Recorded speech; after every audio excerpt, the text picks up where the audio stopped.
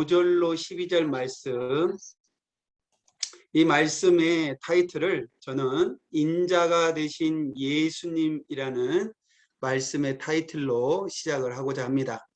그래서 인자가 되신 예수님에 대해서 조금 우리 연구하고 같이 알아볼 수 있도록 하겠습니다.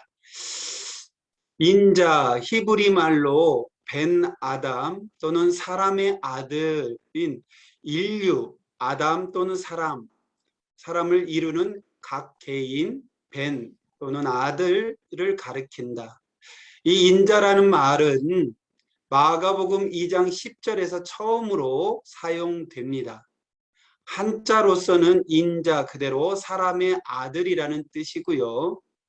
영어로는 Son of Man 이렇게 기록됩니다. 이 특별한 용어는 신약 성서에서 사복음서와 요한계시록에 나옵니다. 인자는 예수님이 공적으로 가장 많이 사용한 독특한 언어입니다. 그래서 예수님이 어떤 의도로서 이 말을 사용하고 있는지를 알아볼 필요가 있습니다. 복음서에서 예수가 사용하시는 인자를 무려 82회 사용하고 있습니다.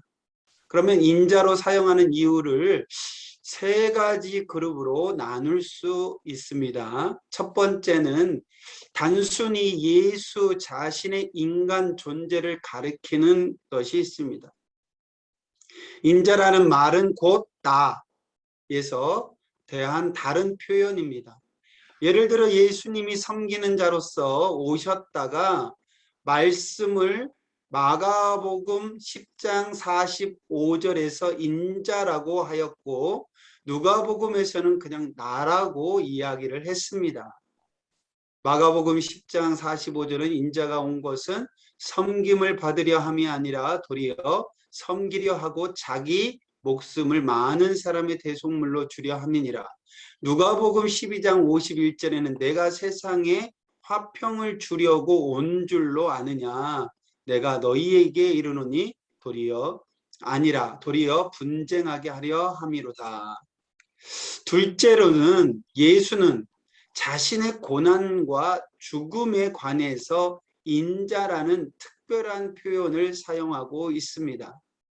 이것은 신약적인 의미이죠. 신약 성경에서 담고 있는 의미입니다. 그래서 마가복음 8장 31절에 인자가 많은 고난을 받고 장로들과 대제사장들과 서기관들에게 버림받아 죽임을 당하고 사흘 만에 살아나야 할 것을 비로소 그들에게 가르치시되, 마가복음 10장 30절 말씀에서도 마찬가지로 고난에 대한 내용에 대해서 기록하고 있습니다. 셋째, 다니엘의 환상과 관계해서 사용된 경우입니다. 예수는 인자가 영광 가운데 오실 것이다 라고 했습니다. 예수는 하나님이 자신의 사역과 믿음을 옳다고 변호할 것으로 분명히 기대했습니다. 예수는 아무런 관련 없는 말을 하시는 분이 아닙니다. 선지자들을 통해서 선포되었던 말 중에 자신과 가장 가까운 말을 인용하고 있습니다. 그래서 구약에 되어져 있는 말씀 속에서 인자라는 말을 유래해서 찾아보았습니다. 에스겔서에는 인자라는 말을 93회 사용되었습니다. 여기에서 인자라는 것은 사람을 뜻하는 것이요, 구체적으로 봐서는 에스겔 선지자를 가리키는 겁니다.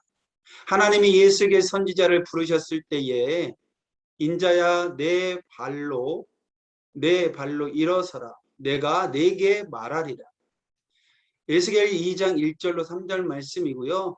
또 하나님이 그에게 메시지를 주셨을 때에 인자야 너는 두루를 위하여 슬픈 노래를 지으라, 이렇게 하셨습니다. 그리고 구약 성경의 시편 8편 4절에서도 인자라는 말이 나오는데 역시 여기에서도 사람이라는 뜻을 담고 있습니다. 사람이 무엇이기에 주께서 그를 생각하시며 인자가 무엇이기에 주께서 그를 돌보시나이까. 여기에서 사람과 인자를 동격으로 그렇게 이것은 히브리식 표현이라고 되어져 있습니다. 우리가 좀 의미적으로 담겨져 있는 것 중에 가장 많은 의미를 담는 것은 다니엘서 7장 13절에서 나오는 인자 같은 이라는 표현이 사용되고 있습니다. 계시록에서도 마찬가지로 인자 같은 이라는 말을 쓰고 있습니다. 환상 중에 나타난 분에 대한 묘사이죠. 사람처럼 보이면서도 일반적인 사람은 아니고 좀 차원이 다른 매우 신비한 존재를 가리키고 있습니다. 우리는 그래서 복음서에서 접하는 예수님께서 사용하시는 인자, 이 인자는 이 다니엘서에서 나타나고 있는 내용이 더 많이 있다라고 그렇게 생각을 하고 있습니다. 우리는 계시록의 1장에서 사도 요한이 본 인자 같은 이가 장차 우리에게 온다라고 그렇게 이야기하고 있습니다. 곧 예수님을 의미하는데 그것을 그렇게 재림 예수에 대한 부분을 이야기합니다. 그런데 예수가 자신을 인자라고 그렇게 사용하는 배경은 다니엘서 7장에서 그렇게 담고 있는 내용입니다. 인자 같은 이는 다니엘에서 본 심판에 대한 환상. 다니엘서 7장에서 네 짐승의 환상을 보게 되어지는데 첫 번째는 바벨론, 두 번째에서는 바사 페르시아 제국입니다. 세 번째는 그리스 제국입니다. 로마 제국이죠. 그리스 제국이고요. 네 번째는 로마 제국을 상징합니다. 다니엘은 각 짐승이 차례로 무너지고 심판받는 것을 의미하죠. 이 네 번째 제국에서에게도 하나님은 극심한 심판이 내려지는 환상을 보게 됩니다. 10절을 보면 심판을 베푸는데 체액들이 펴놓였더라라고 이야기하죠. 다니엘은 갑자기 또 하나의 환상을 보게 됩니다. 다니엘의 네 짐승의 환상에서는 인간의 제국들은 심판을 받고 멸망을 하지만 두 번째 환상에서 나오는 오직 인자 같은 이만을 보이고 있습니다.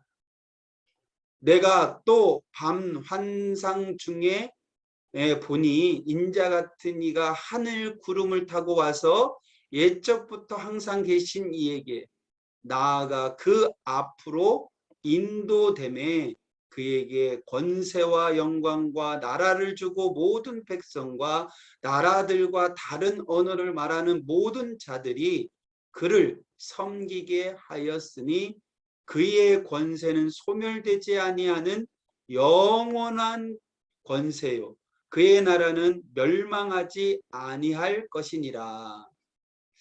인자 같은 이에 대한 내용입니다.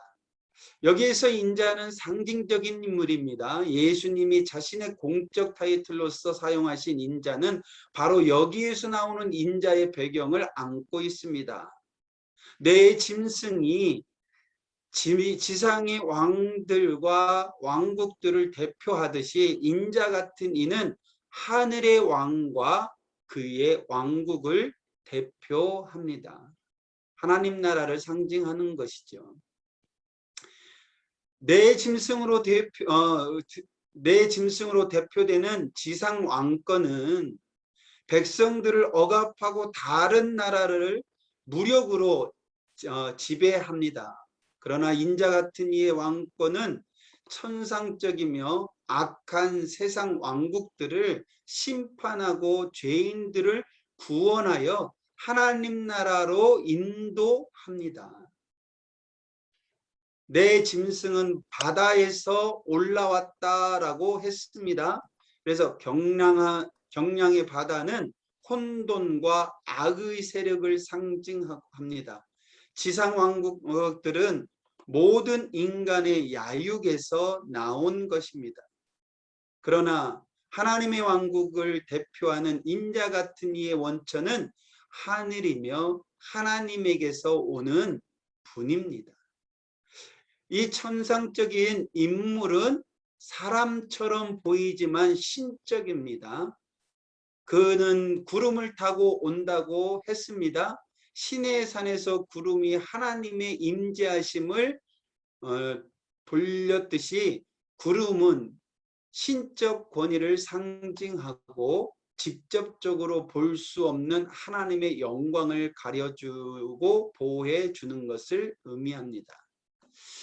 그래서 다니엘서 7장 13절에서 14절의 내용을 간추려 보면은 인자 같은 이는 예적부터 항상 계신 이에게로 나아갑니다. 하나님을 의미하는 것이죠. 예적부터 항상 계신 이는 이라는 표현은 왕자의 자정하시고 심판하시는 하나님을 가르칩니다. 예적부터 항상 계신 이가 인자 같은 이에게 권세와 영광과 나라를 주십니다. 그리고 만민이 그를 경배합니다. 이 왕국과 그리고 왕권은 지상 제국들과는 달리 영원히 멸망하지 않습니다. 그래서 묵시문화, 묵시로 메시아를 기다리는 자들의 한결같은 바람이 이와 같은 자를 그들은 기다리고 있었던 것으로 되어져 있습니다. 자, 그러면 예수는 인자라는 말을 고난의 문맥에서도 사용하고 있습니다. 여기에서 고난이라는 그 문맥에서는 바로 신약 성경에서 나타나는 내용이죠. 예수님은 인자는 머리 둘 곳이 없다라고 하셨고요. 마가복음 8장 20절. 인자가 온 것은 자기 목숨을 많은 사람들에게 대속물로 주려 함이니라 하셨습니다. 마가복음 10장 45절. 예수님의 십자가 고난과 관련해서 인자라는 타이틀을 계속 사용하셨습니다. 인자가 십자가 고난을 받기 위해 배신자의 손에 의해 팔린다고 하셨고 세 번씩이나 순환 예고를 하셨으며 인자가 많은 고난을 받고 대제사장들과 장로들과 서기관들에게 넘겨지고 이방인들에게 죽임을 당하실 것이다 라고 그렇게 하셨습니다. 그런데 인자가 많은 고난을 받게 된다라는 이 말의 뜻을 사람들은 잘 이해하지 못했습니다. 다니엘서 7장의 인자는 하늘에서 구름을 타고 큰 영광으로 하나님께 나와서 왕국을 받습니다. 그러나 예수님은 자신이 인자라고 하시면서 많은 고난을 받는다라고 하셨기 때문에 앞뒤 연결이 잘 맞지 않습니다. 다니엘서 7장에서는 인자 같은 이가 고난받는 것이 전혀 언급이 없습니다. 그러나 예수님은 자신을 고난을 통해서 심판주가 되시는 분임을 드러내기를 원하셨습니다. 이 부분은 다니엘서 7장의 예언이 표면으로 드러내지 않은 차원의 깊은 의미입니다. 예수님이 하나님의 왕권을 받기 위해 하늘 아버지께로 나아가는 때는 그의 십자가 사건 이후였습니다. 그러니까 십자가 고난을 겪으신 이후에 부활을 통해 하나님으로부터 옳다는 판정을 받으시고 승천하여 심판 보좌에 앉으셨습니다. 그러나 다니엘서 7장의 본문에서는 이 점이 뚜렷하게 드러나 있지 않습니다. 당시 다니엘서에서 필요했던 것은 새로운 그 세상이 이루어지는 완벽한 것을 보여주고자 하는 말씀의 차원이지, 그런 인자가 고난을 받는 차원을 받아들이기에는 쉽지 않았을 것이다 라는 게 많은 학자들의 생각입니다. 고난받는 메시아에 대한 말씀은 이사야 선지자를 통해서 주어졌습니다. 그러니까 예수님은 다니엘서 7장에서 하나님으로부터 권세와 영광과 왕국을 받으시는 분이, 받으시는 이 인자 같은 이가 이사야 53장에 나오는 고난받는 인물과 연결하고 자신과 일치시키는 것입니다. 그래서 다니엘서 7장의 인자는 이사야 53장에 나오는 하나님의 종이 당하는 고난을 통해서 영광에 이른다라는 말입니다.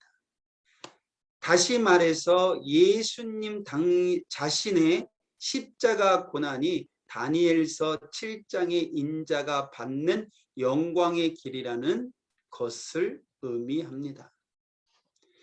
자, 예수님은 왜 인자라는 말을 자신의 타이틀로 사용하셨을까?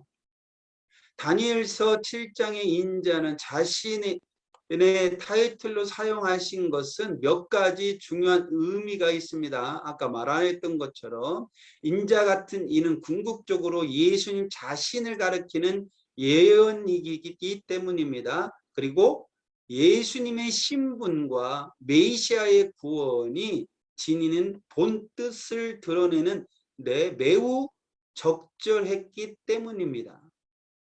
그러나 아까 말씀하셨던 것처럼 다니엘이 선포할 때의 그 핵심들은, 백성들의 관심사는 그 인자가 새로운 세상을 만드는 관점에 있었지, 그 인자가 고난을 통해서 이루어지는 세상에 대한 관심은 지금의 고난이 충분하였기에 그들에게는 다가오는이 적었지 않았을까, 그렇게 이야기합니다. 이처럼 인자라는 말의 뜻을 이렇게 살펴보는 데 있어서 애매모호한 그러한 뜻을 가지고 있습니다. 단순히 나를 지칭하는 말로 완전히 설명하기에는 부족합니다. 예수님은 다니엘서 7장의 인자가 받는 영광과 왕권과 심판권에 대한 거창한 의미를 노골적으로 드러내지 않으면서 사람들이 서서히 인자의 본 뜻을 접근하도록 시도하셨지 않았을까? 제자들도 예수님을 인자라고는 부르지 않았습니다. 그 뜻이 애매했기 때문이 아닐까요? 그들은 예수님을 처음에는 일반적인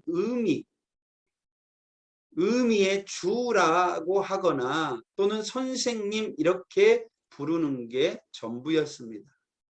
예수님이 왜 이런 방식을 취했는지는 당시의 유대인들이 가졌던 그릇된 정치적인 메시아관과 이스라엘 종교 지도자들의 적대감 때문이었습니다. 만일 예수님이 처음부터 자신의 신분을 적나라하게 밝혔다면 즉시 처형되지 않았을까 합니다.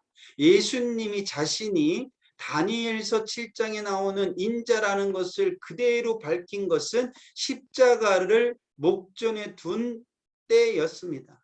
그때 대제사장들과 장로들과 서기관들이 예수님의 대답을 듣고 보인 반응을 생각해 보시면 알 수 있습니다.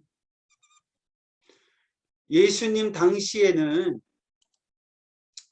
인자를 메시아의 타이틀로 사용하지 않았습니다. 더구나 사람들은 예수님이 이 용어를 고난의 문맥에서 사용하셨을 때 전혀 이해할 수 없었습니다. 그들이 알고 있는 인자는 고난받는 인자가 아니라 강한 자, 강한 지도자, 강한 왕권을 가진 자, 그를 기다렸기 때문이죠. 이에 무리가 대답하되 우리는 율법에서 그리스도가 영원히 계신다 함을 들었거늘 너는 어찌하여 인자가 들려야 하리라 하느냐. 이 인자는 누구냐. 예수님은 인자라는 타이틀의 본 뜻이 일반에게 잘 파악되지 않았기 때문에 일면으로는 자신을 인자라고 불러도 다니엘 7장에 나오는 인자 같은 이의 실체를 감출 수 있었고, 다른 일면에서는 인자라는 타이틀에 고난받는 종의 의미를 입혀서 자신의 구속 사역을 드러낼 수 있었습니다. 이것은 예수님이 사용하신 새로운 방식입니다. 한마디로 인자라는 타이틀은 예수님의 정체성에 대한 숨김 그리고 알림을 함께 담을 수 있는 암시적인 용어였다라고 합니다. 하나님께서 예수님의 고난 이후에 그를 옳다고 변호하시고 그에게 왕권과 하나님의 나라를 주시고 그의 대적들을 심판하게 하시는 의미를 포함시킨 타이틀이 되게 하셨습니다. 한 가지 우리가 주목할 것은 예수님은 인자라는 말에 이렇게 정관사를 붙여서 사용하고 있습니다. 그래서 개역과 새번역에서 보게 되면 우리는 인자라고 이렇게 번역되고 있지만 다행히도 새 번역에서는 그 사람의 아들, 더 직역하면 그 임자라고 하였습니다. 이것이 더 정확하게 정확한 번역입니다. 인자라는 타이틀은 다니엘서 7장에서 따온 것이기 때문에 보통 인간이 아니고 하나님의 영광을 공유하시는 유일한 인자 같은 이라는 점을 안시하고 있습니다. 예수님은 당시의 인자는 그냥 나 또는 유일한 사람 이런 뜻으로 이해되기 때문에 예수님의 정체가 가려질 수 있었습니다. 다니엘서 7장의 인자는 예수님 편에서 그의 참 신분을 밝히기 위해서도 사용될 수 있는 이점이 있었습니다. 예수님은 다니엘서 7장에 나오는 인자의 의미에 이사야 53장의 고난의 종을 입혀서 참 메시아가 받아야 할 십자가 고난을 설명해 주려고 하셨습니다. 다시 말해서 예수님은 이런 식으로 인자라는 타이틀을 사용하신 주된 이유는 자신의 신분과 사역의 성격을 초기에는 가급적 숨기면서 점차적으로 제자들에게 자신의 정체를 드러내고 가르치기 위한 것입니다. 예수님이 자신이 하나님의 아들이신 메시아이시며 다니엘 7장의 인자 같은 이에 대한 예언이 자신에게서 성취되고 있음을 암시하고 있습니다. 예수님은 베드로의 고백을 들어 인자와 그리스도는 동일인임을 밝히고 있습니다. 자, 예수님께서 중풍병자의 치유와 죄의 용서를 통해서 자신의 다니엘서 7장의 인자가 되셨음을 증명하셨지만 이 단계에서는 아무도 그를 이해하지 못했습니다. 제자들까지도 예수님이 인자가 십자가의 고난을 받는다는 것 거듭 예고하셨지만 그의 말씀을 전혀 깨닫지 못했습니다. 구약의 약속에서는 고난의 예수님이 인자가 없었기 때문입니다. 사람들은 예수님에게 그들이 원하는 메시아가 되어줄 것을 기대하고 추종했지만 예수님의 인격체의 신적 권능과 메시아의 고난이 함께 아우러져 있다는 점은 보지 못하였습니다. 예수님이 사용하시는 인자라는 타이틀이 일면으로는 예수님의 영광된 신분을 감추고 또 다른 일면으로 메시아의 고난을 드러낸다라는 사실을 깨닫는 것은 예수님의 십자가와 부활 사건을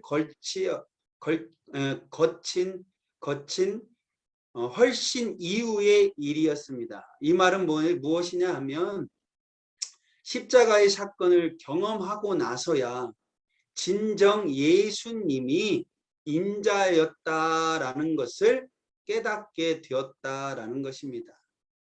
우리는 과거의 사람들에 비해 예수님이 사용하시는 인자의 의미를 훨씬 더 잘 알 수 있습니다.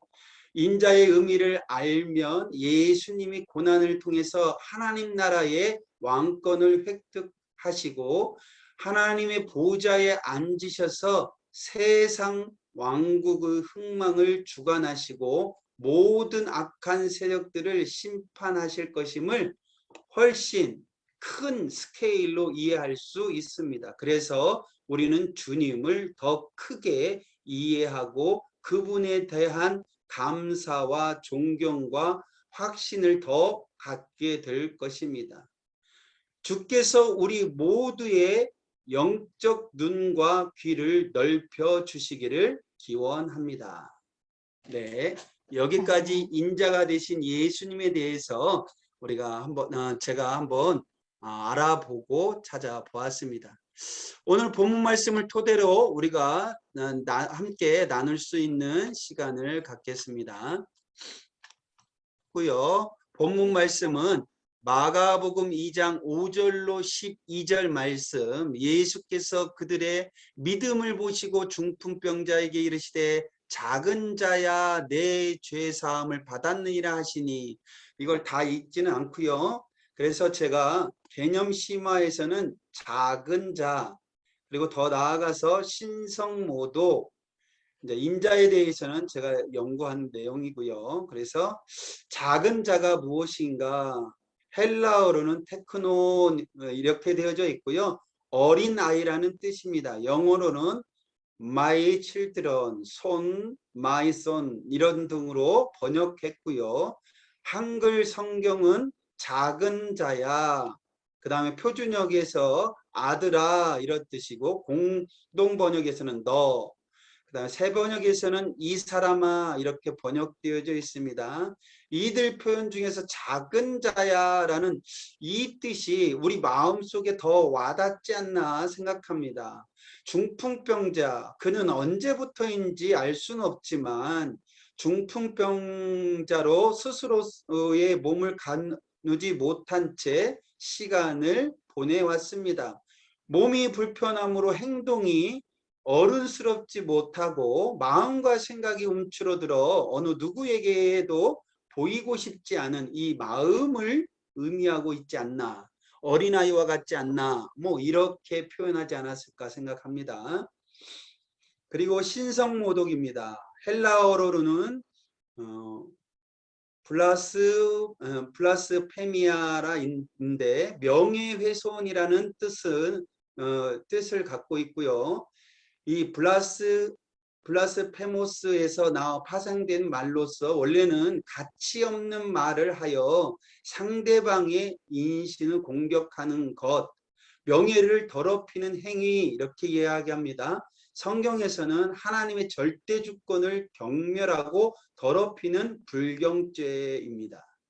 신성모독에 해당되는 범죄로는 하나님보다 높임을 받으려는 행위, 그리고 하나님을 무시하고 경멸하는 행위, 하나님의 거룩하신 전을 가볍게 하는 태도, 그리고 우상 숭배, 하나님의 이름을 거짓 맹세하는 행위, 하나님의 법을 거스리는 행위, 안식일을 범하는 행위, 성령을 회방하는 행위, 이것들이 신성모독에 해당됩니다.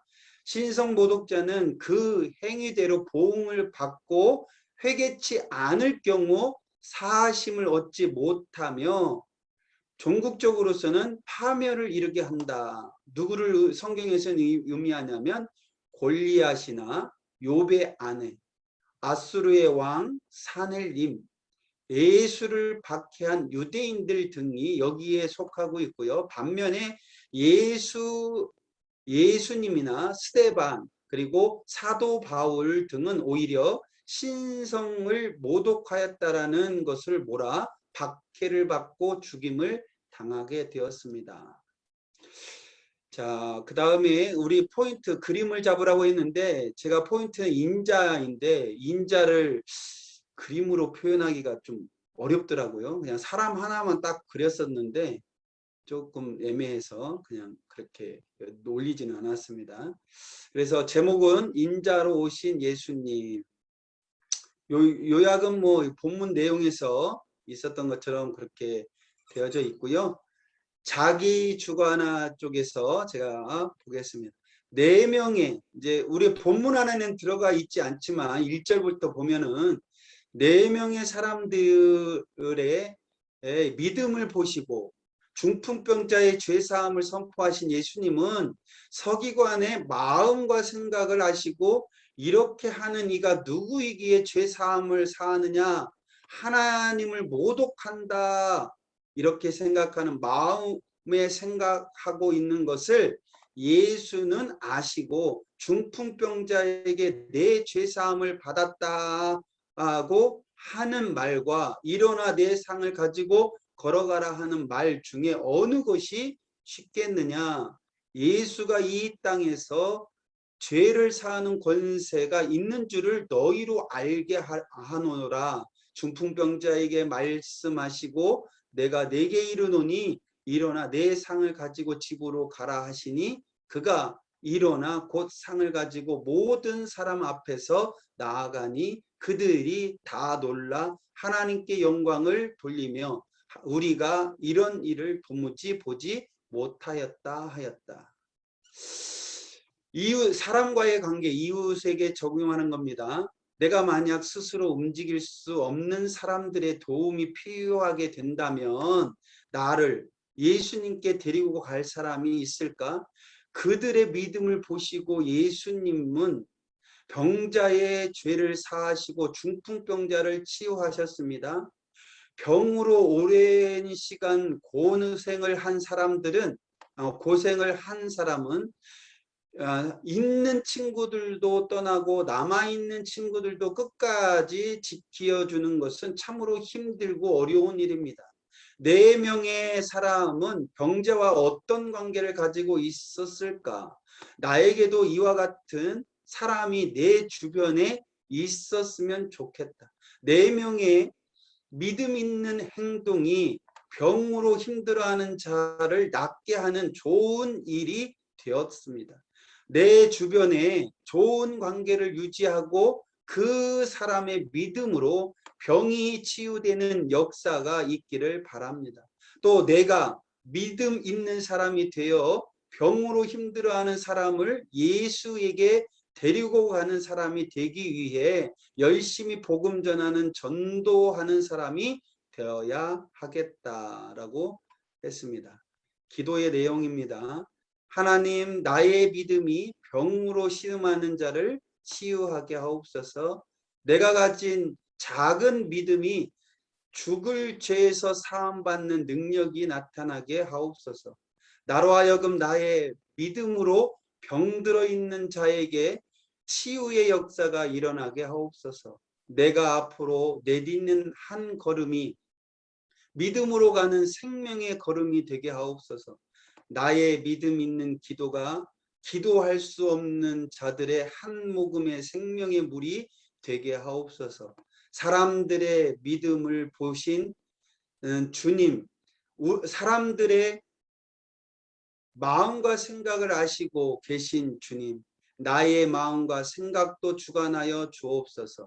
우주 만물을 주관하시는 주님께서 나의 마음과 생각을 환히 보시고 계시오니 내가 진정 원하는 것이 주님을 위한 삶이 되게 하옵소서. 병자를 바라보는 나의 마음과 생각이 주님의 예절한 마음이 되어 치유의 능력을 선포하게 하옵소서. 병마로 고통 중에 있는 자들은 나사렛 예수 그리스도의 이름으로 명하노니 치유될지어다, 치유될지어다, 치유될지어다. 예수 그리스도의 이름으로 기도하옵나이다. 아멘. 네, 체력은 매일같이 하는 운동 그렇게 했습니다. 네, 여기까지 했습니다.